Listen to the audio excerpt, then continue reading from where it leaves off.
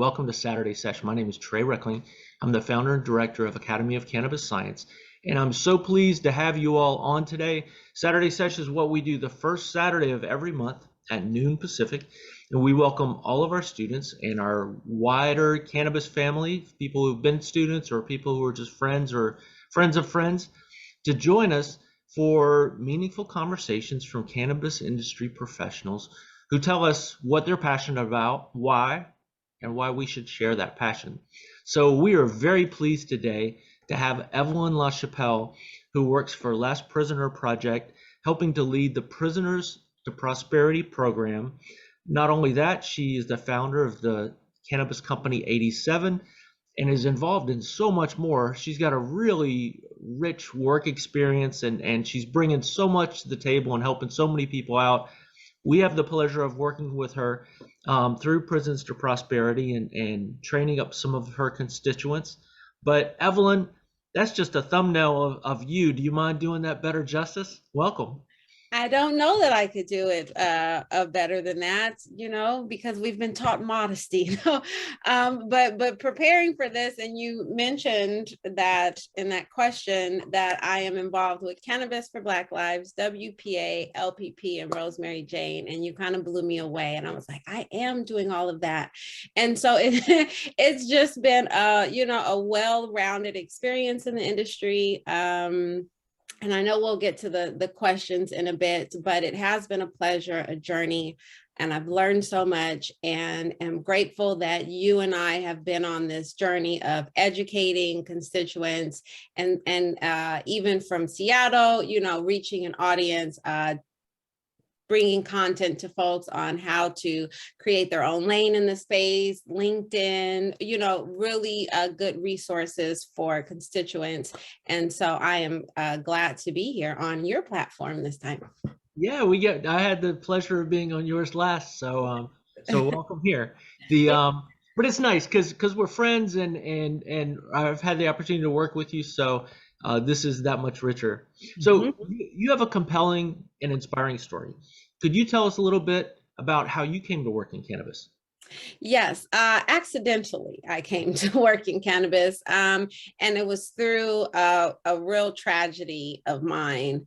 In 2013, I was convicted in federal court for depositing cannabis profits into my bank account. I had done that for a period of 9 months. During that 9 months, I was pregnant. And so I never excuse sort of, the law breaking position of depositing cannabis profits into your account, but I'm kind of torn because it was cannabis profits. But I was pregnant. And so I did that for a period of 9 months, and life was just a lot. And then so I have my child, I get married, I get divorced, I move home to start over, and then I'm stopped by a sheriff. This is 4 years later. And now I find myself in prison or in the county jail waiting to be sentenced. And they sentenced me to 87 months in prison, which is 7 years, 3 months. I always talk about my sentence in months because that is how the judge talked about it. And so I always ask folks to imagine, that you're a law-abiding citizen. I've graduated from Loyola Marymount University. I have a daughter who had just turned 4, actually the Saturday prior to reporting to court on Monday. And I just really didn't think they were going to send me to jail. It just wasn't in my mind. And so when the judge, sentenced me to 87 months, and I have to, in that, that blink, divide 12, right? 12 months into 87, and you're trying to do all this math, and they're approaching you to handcuff you. So I don't speak about it in years because I wasn't afforded the opportunity. But I did. I got 87 months in prison. I spent 5 years in custody in prison. And then an additional 3 years on probation. I was just released from probation in December. Woohoo.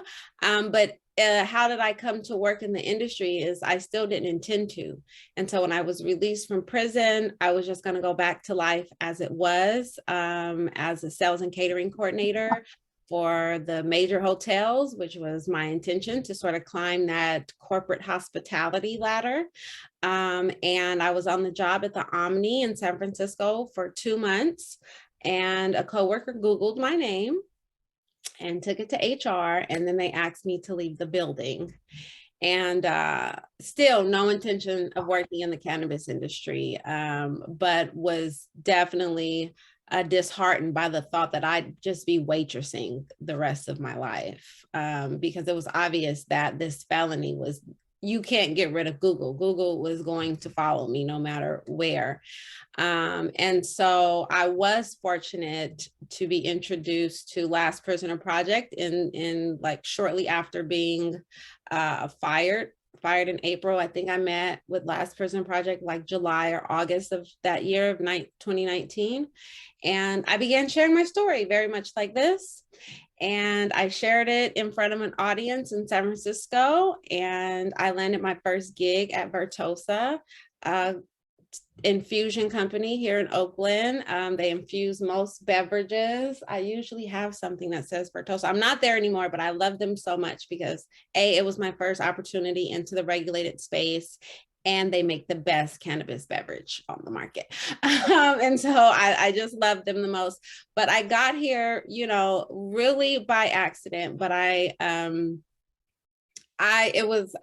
don't usually speak about religion, but I will, because I know that that was God, right? Like that was just the universe shaping me. And I realized that I sat in jail for all those years.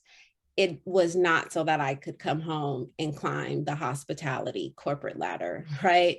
And so it's been a journey ever since. But we're here like 5 gigs later. And I'm so sorry that happened to you.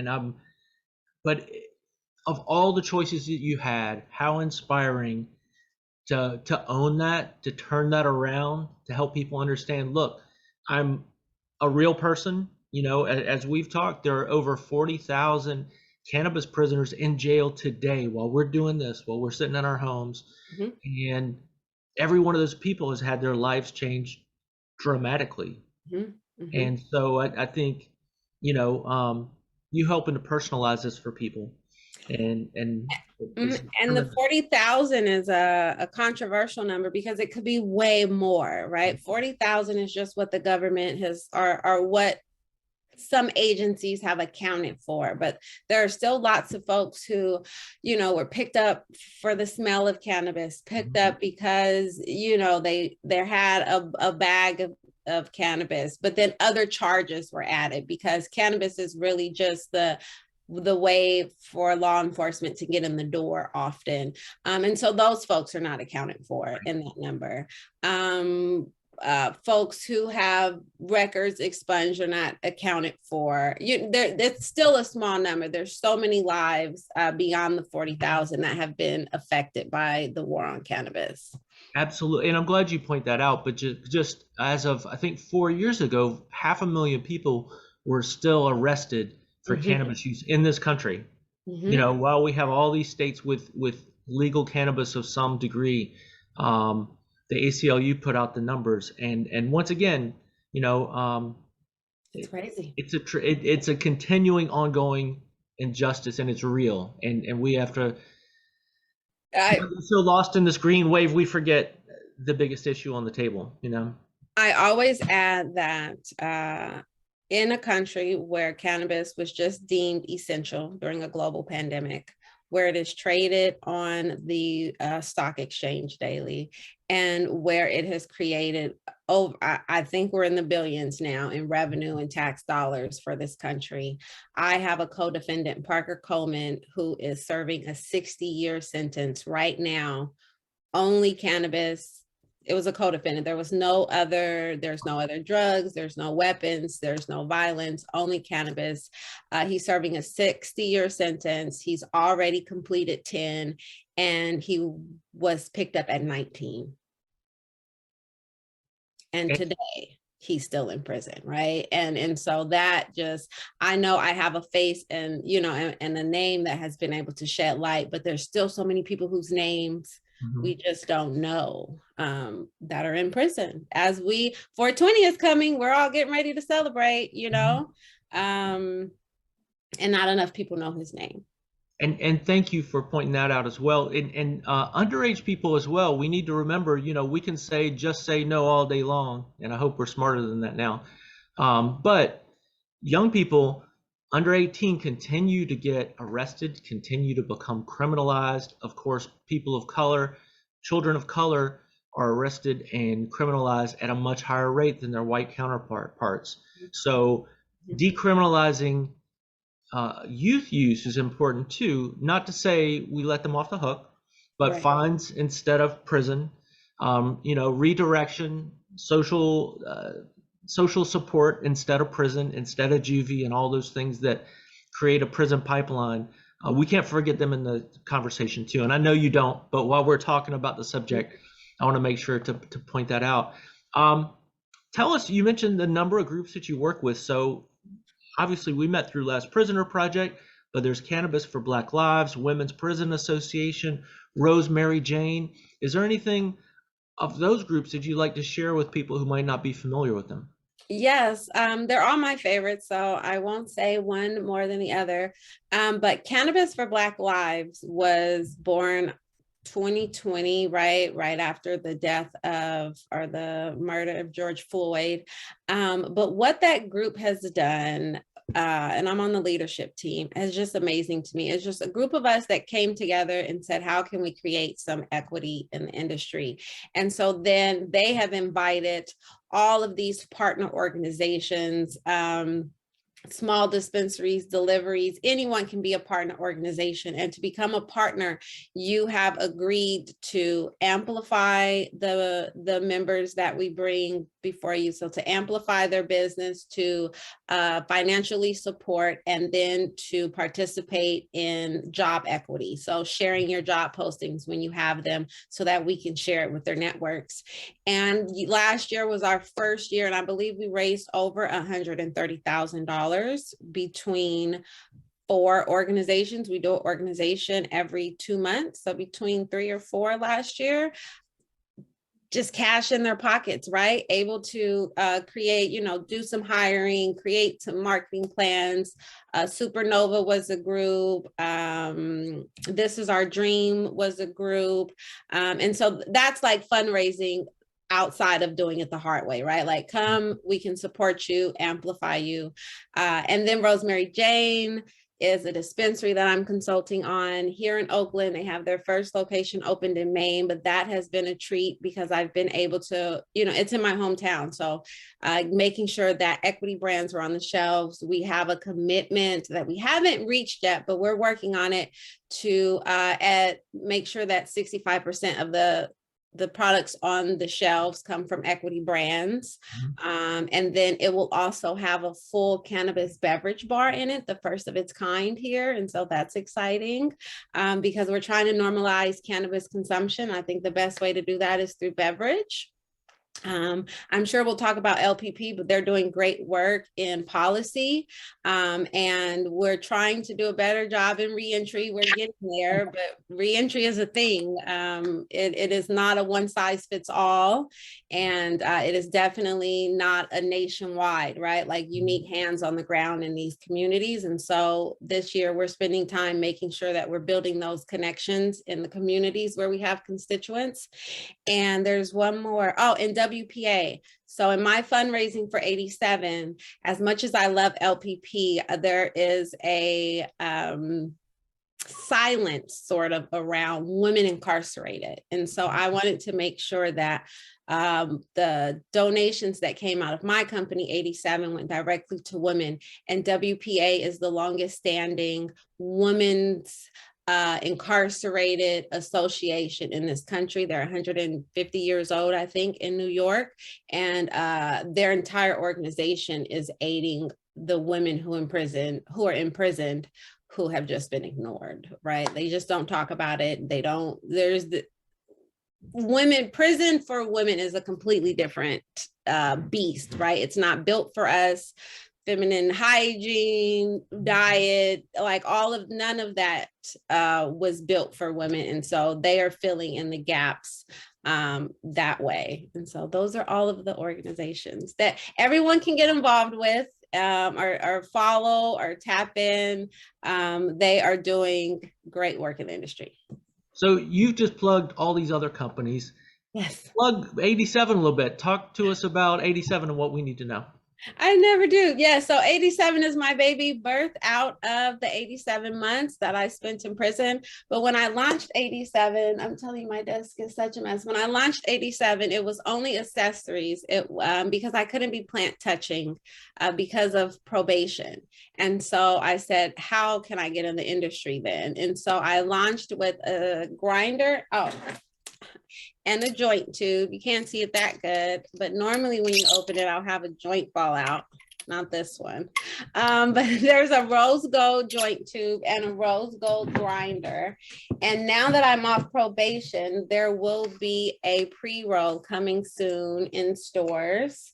And it has been, we'll talk about building business in this industry. It is not an easy task. It has been a journey, and I'm getting really close to seeing some of it pay off. Well, and that's actually my next question, because there are a lot of people look from the outside the cannabis industry and they're like, gosh, that looks like a lot of fun. I love weed, so that must be the perfect environment for me. So I'll just go get a cannabis job and I'll go do that. Yes. And I'm sure we hear from people a lot that want to do that abrupt lane shift. And what do you tell? I know this is a whole hour plus week-long conversation, but what do you tell people who might come to you with those stars in their eyes? They come to me all the time, actually, in my DMs. I'm trying to get in the industry. How do I get in there? I want to get my own dispensary. How can I? And I tell them all the same. I don't know. I am still trying to figure it out. But whatever I do know, I'll share. And so I will say that my success on my own business has definitely come from my employment at existing business. I learned a lot at Vertosa. I'm learning a lot at LPP, and just being in the rooms and meeting the people who have already done it, I think is where I would have everyone start. But I also understand that coming into this space, looking for employment in a space that you haven't worked in before is not an easy task either, right? And so that always comes down to who do you know, but also getting some real work done on your resume so that those skills that you had from whatever work that you were doing before does look, we're all doing the same work, right? Like whatever I'm doing for LPP, I could be doing for the Red Cross, I could be doing but you've got to figure out how to articulate that and how to own that this cannabis industry is really just like any other industry, just a little more chill. But it is, it's the same. And so I'm in the process right now of trying to help a young lady who is coming from AAA and wants to get into the industry.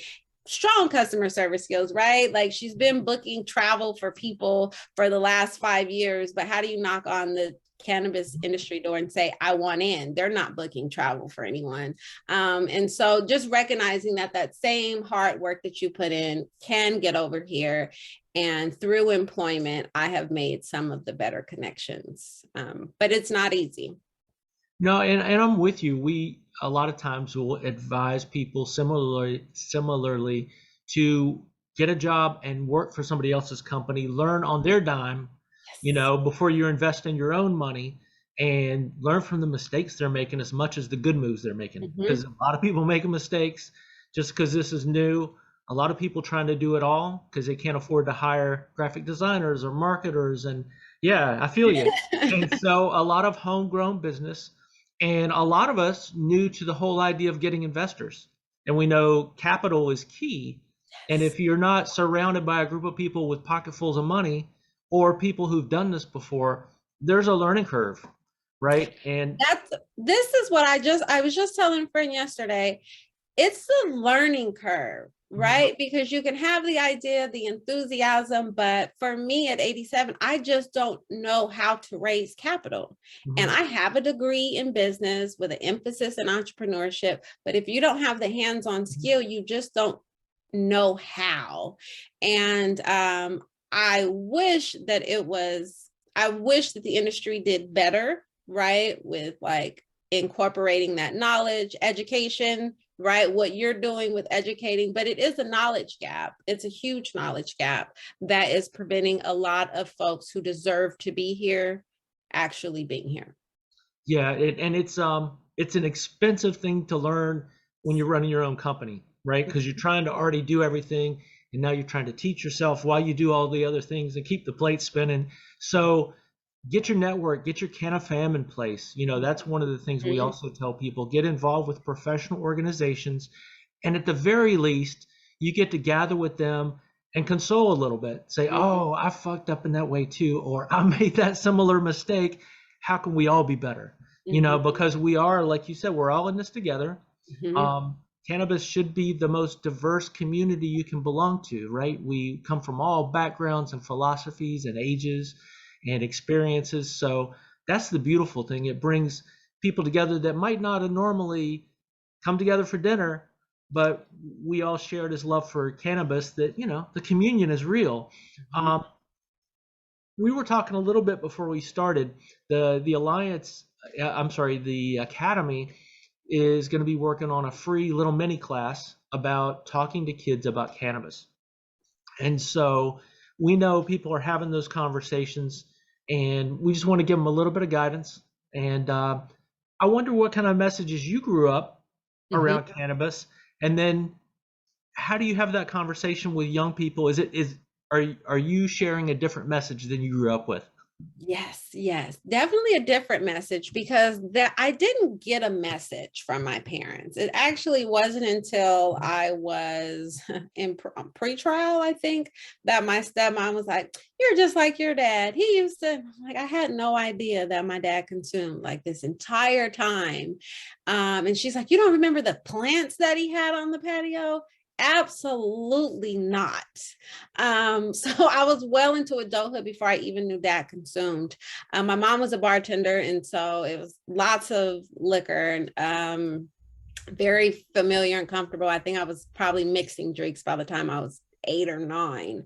But we just weren't talking about weed. I think I was first, I would say probably like 8th grade. You know, my best friend's brother is sort of when it became a thing. I really didn't start consuming regularly until college. So I was 19. And so it never affected my childhood positively or negatively. But then with my daughter, and Kim, you have an 11-year-old. And so maybe you have some pointers for me, because she saw me incarcerated for the plant, right? I recognized that she has a different experience. But then I got off probation and I started consuming. And so I'm like hiding at first, and I'm hiding and I'm waiting till she goes to bed. And now I'm irritated if she's missed her bedtime, right? And she caught me a couple of months ago, and I'm on the patio because it's daytime. I'm not waiting anymore. But I'm out there minding my own business. And she comes out there to act, and I've got it like mid, just about to do it. And I'm like busted. So I don't say anything. And then we have to have a conversation. And I realized that she's probably the most well-versed 12-year-old on cannabis, because she's right in the other room. So she hears the webinars that I'm on for the last 2 years. I have a live every Thursday that I'm like, she's listening to, I have to leave for work for all of these conventions. And so it was then that I realized I probably should have had this conversation a long time ago. But I still, grew up like a traditional family. So it's like, it's like I'm smoking.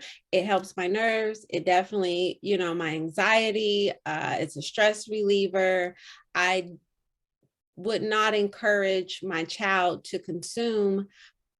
And most folks would tell me that consuming is encouraging, but then I was mixing drinks when I was 9, right? And so if I'm going to encourage her to do something, and we all know our children are going to do something, I would prefer it to be cannabis. But I don't know that I have mastered that part of the conversation of don't do it, I do it, do it later. And then she's 12 and they know everything. So what, they've got the internet. And so it's just, I don't hide it. And I think that is part of me normalizing consumption around here. It still has that stigma that she's got a sleepover. And so I I whispered, right? Because there's another kid here. And so there's still that, I don't know if I want the other parents to know, or will parents not want to send their kids over here because this is the cannabis house. I also realized recently that if you come in my room, it's everywhere, right? Mm-hmm. And I was like, oh, maybe I should put it up, because I don't think my 12-year-old is going to take it and smoke it. But maybe I should put it up because 12-year-olds will still, so it is a topic that needs to be talked about, but not one that I have figured out, other than I won't hide it anymore. I won't go back into the cannabis closet. No, and I applaud you for that. And that's a hard decision. I don't have kids, but I know that's a major decision for people to make. And it's all part, we've talked about, of the normalization, right? We're like, well, I don't have a wine glass, and we know wine can kill you, and or alcohol can kill you and do all these other harms that cannabis doesn't do. So why am I treating it differently? How have I've been conditioned by my condition, yes. Right? I have a neighbor right now who I overheard the other day complaining about the smell, right? Like I hear her walking past while I go on my patio. I'm a homeowner. Mm-hmm. It is legal here, And I was like, but this is the same neighbor that when I moved in, dropped a bottle of wine at my porch. And so I'm waiting for her to have the nerve to say something to me, because I still have the bottle of wine. I don't like liquor. It's there. So I'm waiting for the day that she has the nerve and I can say, but you delivered a bottle of poison to my door, not knowing if I had any alcoholism in my family, not knowing what kind of damage it could have done, not knowing if I wanted, just all of these unknowns. I wouldn't just drop a joint at someone's door, right? Saying, welcome to the neighborhood, because you should know people before you start delivering substances. But it's, for me, the lack of understanding that your wine that you drink every night is not nearly or is more harmful than this joint that I smoke on all day. So as you have shown, it's a very finessed conversation. I can't wait. And there's so many answers to it. So that's why we were going to explore it a little bit, and would love to follow up with you about that, because I think you finessed that well. Sometimes we'll also point young people or parents of young people in the direction of the brain studies or the things that we don't know about the developing young brain. Mm-hmm. And sometimes I think, as a young person, if I could, even if it was a nerdy article, if I thought I could have been affecting my brain long term, mm-hmm. It might not have mattered to me as a teenager, but just to have the information, right? Know it wasn't propaganda. Say, look, this is why I'm concerned, is because of what we don't know. Right. And it did slow me down in college, right? Like weed absolutely slowed me down in college, but I'm just now realizing now, as an adult, 37 years old, it's the strain, it's the THC levels, it's the terpenes, it's all of those things that even now I don't know what I had recently, and I was like, I couldn't get out of bed. It slowed me down. I couldn't get to those emails. And, so it's education of knowing what works for your body that is well beyond, what we knew as teenagers. We thought it was all the same. No, for sure. And I see some smiles on the call that people are relating to that. Let me open the floor. I've dominated your time. What questions do you all have for Evelyn? Because I'm going to keep asking questions if you don't. I would like to know, Kim, how you're managing an 11-year-old. What's that? How are you managing an 11-year-old? Because it's just, whew. You know, I have an 11 and a 7-year-old, and 7-year-old's still pretty, you know, son, he's a boy, so he's just like all into sports and stuff. Yeah, my 11-year-old's definitely the hormones and the puberty and I'm like, all what that fun is stuff is great. I'm like, dang, you need some, you need like something, because the attitude and the sass and the, you know, but no, you know, I actually haven't had a conversation because I'm more of I like when things happen organically. Right. So it's not that I'm hiding it. It's that I like, our alcohol is locked up. So my cannabis is locked up, right? So it's not locked up, it's just away. So it's not out in the open, but I had told on the last session, so I converted my little walk-in closet into like a Zen den. So this is like where I read, relax, just hang out, where I vape. And then I have a little porch, like a little balcony thing right off the master bedroom, where I have a little gazebo and I have curtains around it, like outdoor curtains. And that's where I smoke outside. But I do too have lots of neighbors, and you know, I hear them letting their dogs out at night, and I'm like with my water bong, like, and I'm like, yeah, that's me. and I'm like trying not to cough, and I'm like trying to hold it in because I don't want anybody to see. But because I live around a lot of older people, there's a big retirement community here, so I have retired people on every single side of me, behind, on each side, in front. So, but you know what? There's a point where you're just like, it's legal. What are you going to do? Call the cops on me? Right. You're going to call the cops if my kids are home because I can't have a glass of wine? I can't have a glass of wine when my kids are home from school, when they get home from school? Right. Like, well, come at me. Like, please. I dare you to. You know what I'm saying? I'm like, you are messing with the wrong person if you think that you're going to come up. You know what I'm saying? So there's a point, yes, initially, I'm like, oh, my neighbors, they're older, and, you know, they're going to talk. And then I'm like, I don't care, whatever, it's legal. And it's just like me having any kind of mind-altering substance, caffeine, you know, anything like that. So, you know, so I'm going to let things happen organically. And if my daughter, there are times when I go out on my balcony, smoke, I know it has to be on. You have to be smelling, right? I have to. And I mean, look, if she asks one day and like, what does that smell? I'll just tell her, like, just like you were saying, Evelyn, like, it's a plant that grows out of the ground. Yep. Actually, my mom's Korean, and I would tell my daughter, your grandparents grew this plant in Korea. And it was hemp, but still, I'm like, this is stuff that's been, I mean, just even the history, just stating facts to a child, to an 11-year-old. If I said to my 11-year-old, this is a plant that has been around for tens of thousands of years, physicians have been using it, you know, that whole spiel. And yes, it is damaging, you know, studies aren't, not enough studies are shown yet. So, you know, I really prefer you wait until you're over 25. I know you will probably try it before, and that's okay. However, you need to know, you know, like, there could be some long-term effects from using it before 25. So I'm all about just having those organic conversations. If once it comes up, I will talk about it. Somebody also suggested, which is a great idea, but growing, I mean, in California, I don't know. Growing a little plant. I thought about that. Like, it could, and put it, so somebody had suggested doing, growing it next to a tomato plant and just letting it grow next to each other, just to kind of show like it's a plant just like any other plant.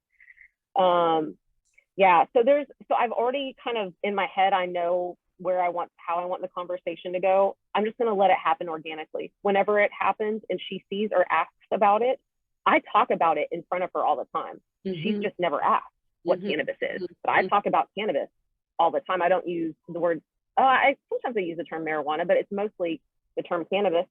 And I openly talk about it. I'm not going to whisper or hide anymore. And honestly, I kind of new territory here with the military spouse thing, because I am the only military spouse that I know of that openly uses and talks about it. And I refuse to hide, because the military, my name is not on that paycheck that comes from the I'm military. not in the service, right? You know what I'm saying? So technically, I know federally they could come after me for sure, and that is still in the back of my, and I don't want it to negatively affect my husband's career, all that stuff, right? But at the same time, like, you're gonna really spend your time, like, you want JAG to, like, look, it's not legal. I can't take it on base. Totally fine. I triple check all of my purses in my car before I drive on the base. I totally respect that.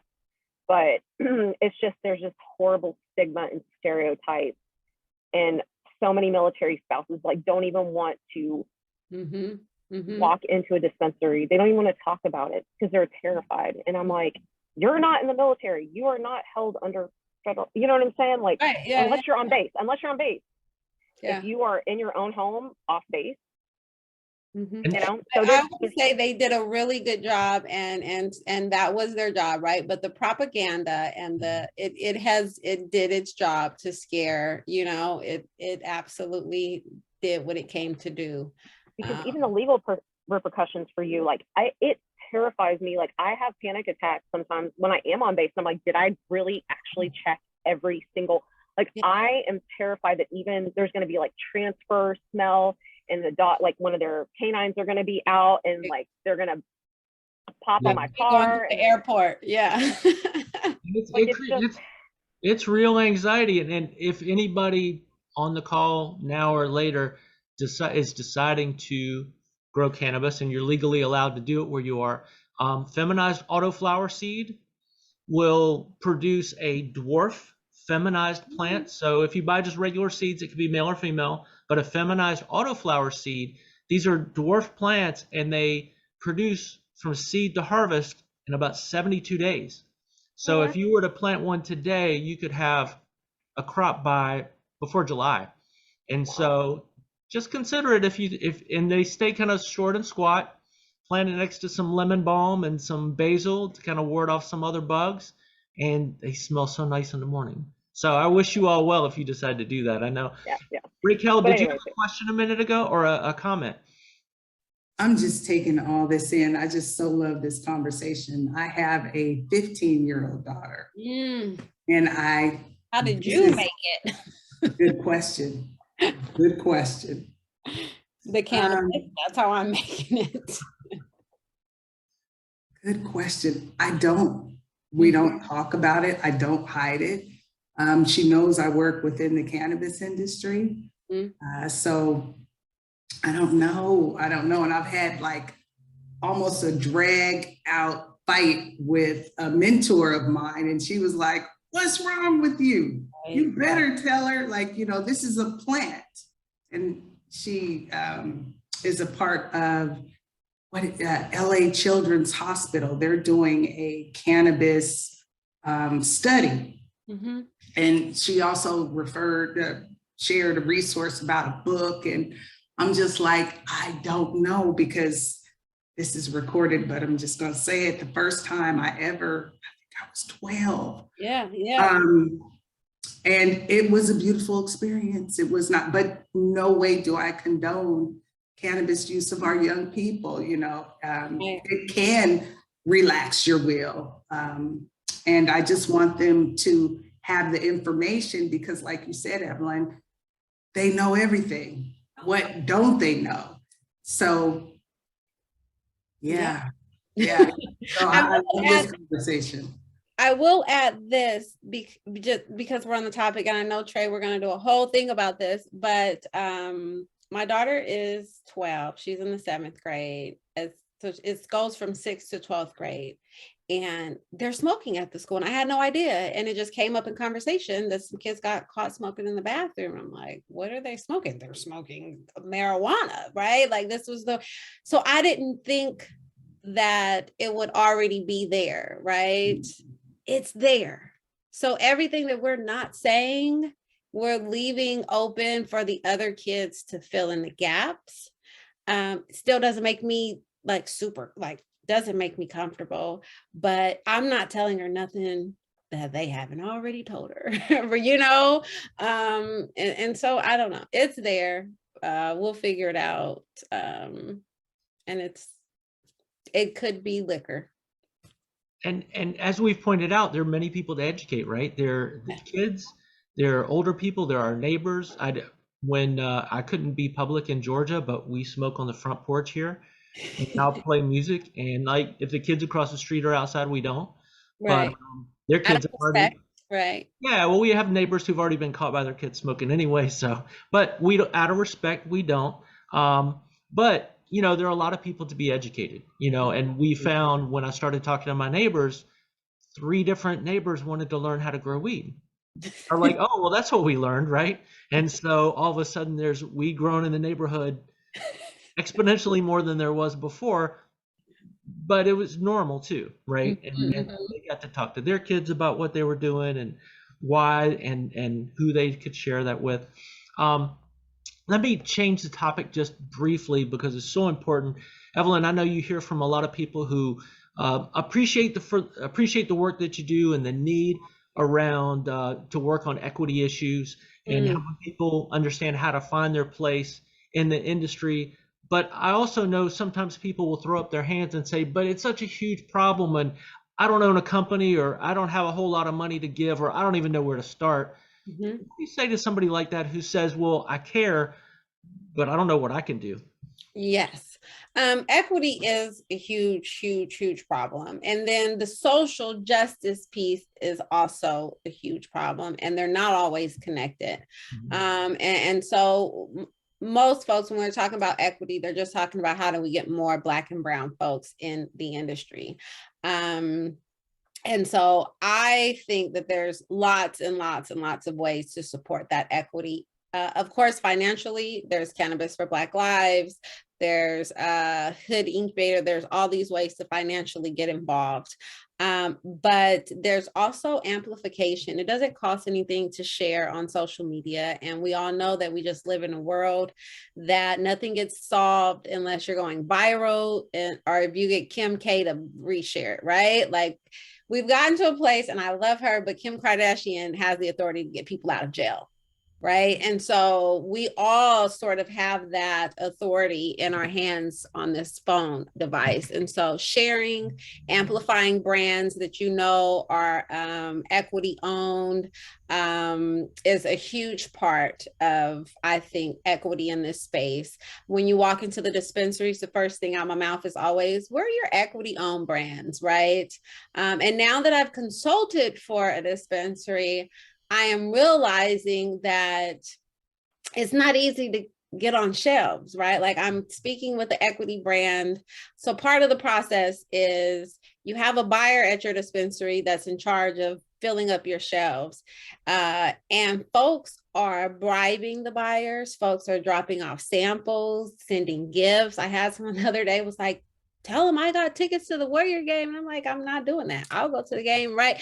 But if you're an equity brand, you don't have a case of samples to give away. You barely have enough money to buy the case that you bought. You don't have the money for marketing. You don't have a lot of, and this is all learning. So when you go into dispensaries and you see a particular brand on sale, the retailer didn't put it on sale.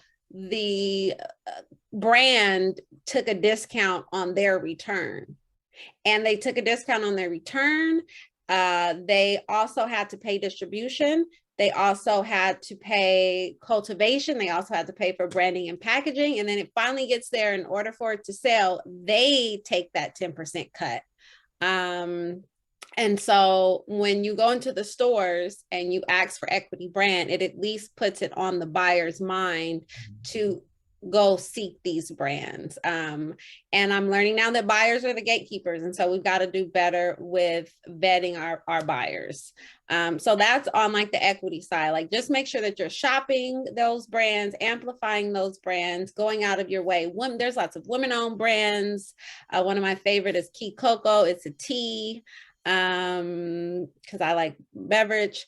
And then on the social justice side of equity in this space, it's not an easy transition, right? Like, you think, oh, you went to prison, there should be folks like dying to help you get your stuff on the shelves. That is a lie. No, there is lots of people with advice. There are not a lot of people with like real, let's get it done, get you on the shelves. That's not the case here. And so if people or folks are in a position to sort of fill that knowledge gap, that's a way to help, right?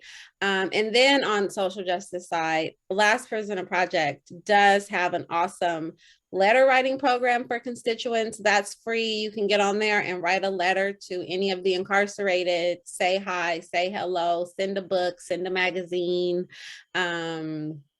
just so that they know that they're being heard and seen.